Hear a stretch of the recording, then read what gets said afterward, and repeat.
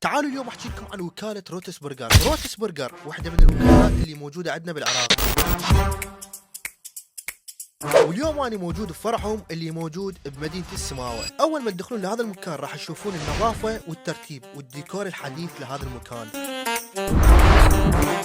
بالإضافة هذا المطعم يوفر لكم صالة خاصة للشباب وصالة خاصة للعوائل. وهسه تعالوا نجهز الأطباق. نبدأ أول شي بالستيك هوت دوغ، يضيف اللحم، واللحم اللي يستخدموه عراقي، وبعدها يضيف الأفطر والصلصة الخاصة بيهم. وبعد ما جهزت صارت عندنا سندويتش الهوت دوغ بهذا الشكل، وأهم شي نغرقها بالجبن الخاص بيهم. بالإضافة عندهم الفنجر الإيطالي والستيك فنجر، وهاي سندويتش الفيلادلفيا، بس شوفوا لي شكلها شلون يشهي. وهسه تعالوا نجهز الطبق الأخير، الدجاج المكسيكي. أول شي يضيف الدجاج وبعدها الصوص والفلفل.